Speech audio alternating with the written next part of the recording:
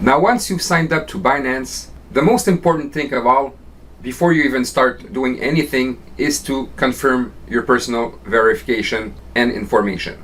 So you will be requested to go in identification. It will bring you to this page. From there, you will need to submit your basic information and get verified. And then you will be prompted to provide government identification and facial verification. Once you've completed those steps, you can move on to the next part of the training. I don't think that you need to withdraw $200,000 daily, so you don't need the advanced verification. All you need is the basic and the intermediate. Please move on to the next part of the training.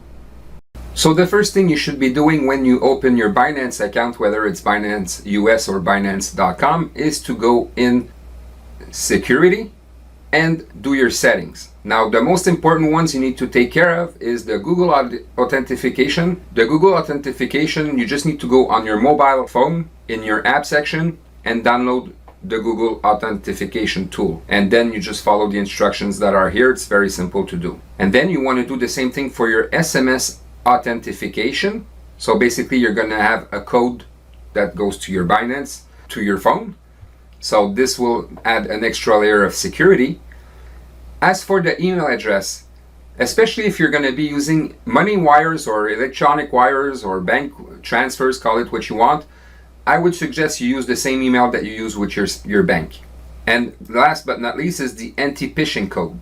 So this will add an extra layer of protection within your email messages. So every time that Binance will send you an email message, you will see your anti-phishing code on it. So this will allow you to identify that this is truly a Binance email and not some phishing fake email you're getting. So that adds another layer of security.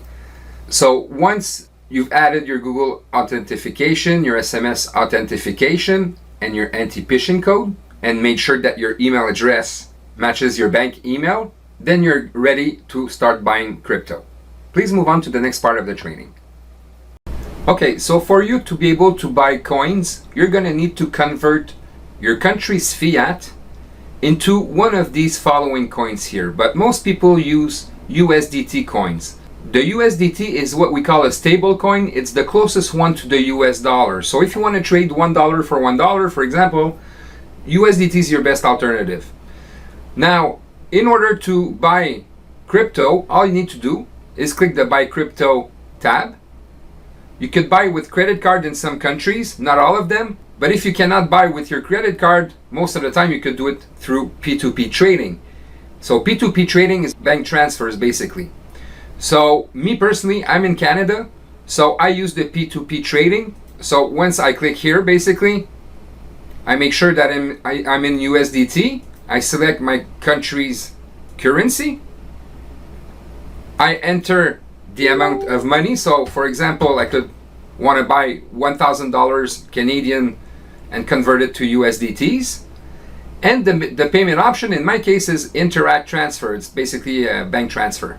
But again, this here goes with your country currency. So when you're going to select your country currency, whatever is available for you to use is going to be here. So in my case, as I said, I was using e-transfer.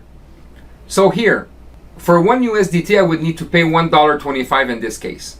Now, just so you understand here, if I buy for $1,000 and the seller has over $1,000 available, then you're good to go. You can select that seller. But you'll notice here that the balance is lower. It's 404 USDTs is about $500 Canadian. So you wouldn't be able to buy USDTs from this guy in this case because he sold a lot of his inventory already. Okay, so you need to find somebody that has more than what you want to buy, obviously. So the second thing you want to check is the completion percentage. See, this guy doesn't complete his transaction most of the time, so that means that you're just wasting time. So you want to look for people that have above 90%. And in this case, for example, I said 1,000, so you want to make sure that they can cover your $1,000 Canadian in this case and convert it to USDT. So here, this guy made 120 orders and 100% completion. So he would be somebody that is trustworthy. So in this case, I would select this guy and go and buy my USDTs. It's as simple as that. Then you just need to follow the instructions that are here, depending on, you know, what selection of payment you want to work with. So buying crypto is as simple as that. Now, what makes it safe is that Binance is always going to be the intermediary between you and the person who sells you the USDTs. So this makes your transaction with them safe. You will never get scammed or lose money if you follow the proper instructions and do what I just showed you.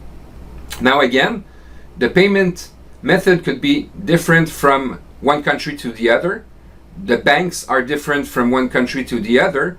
But what you need to understand here is that every time you want to buy crypto, you make sure you first select your currency, then your method of payment, and obviously how much you want to buy in your own currency. And from there, you just need to follow the instructions. So it's as simple as that to buy crypto.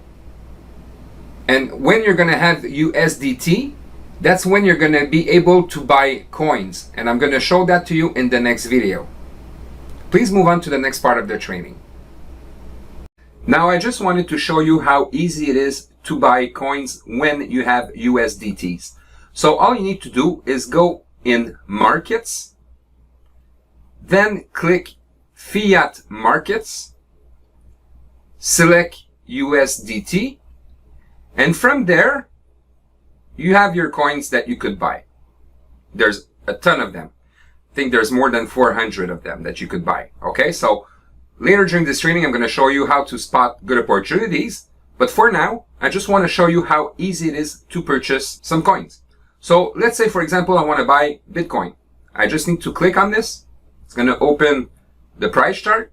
And here, I can buy. Now, you can buy with a limit, or you could buy at market price. Me personally, I always buy at market price. So let's say I would want to buy some Bitcoin right now. I just need to enter the amount of USDT I want to buy and then click buy Bitcoin. And it's as simple as that. That's how you purchase coins once you have your USDTs. Please move on to the next part of the training. Although Binance is quite safe to store your coins, it's always preferable to remove your coins from the Binance Exchange site and put them on a hardware ledger. So the one that I use is Ledger Nano X because this is not hosted on any website. It's basically a key that holds your information. So like that, nobody can hack you, right? So the one that I use is Nano X, but I also use Trezor. Now Trezor is a little bit more expensive. So if you want something reliable and that doesn't cost too much, I suggest you go with the Nano X Ledger. If you have the budget to buy Trezor, then buy the Trezor one. But what's important here is that you store your coins on a hardware ledger or hardware wallet, call it what you want. Like that, you're sure that nobody's going to be able to steal your coins from you. And I'm going to make you an example. Let's say you buy, I don't know, Ethereum for $2,000 or $4,000 whenever you buy it. And from that point, it skyrockets to $40,000. So your one coin would be worth $40,000. Now, it would be really a shame that you get that coin stolen for XYZ reason, right? So to play it safe, you always want to store your most valuable coins on a hardware ledger. Like that, nobody can steal them from you. Obviously, this is not something that's necessary.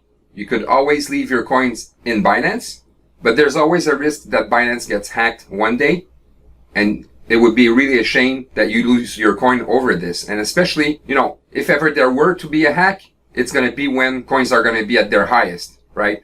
So to play it safe, I really recommend that you use a hardware ledger like Nano X or like Trezor. Please move on to the next part of the training.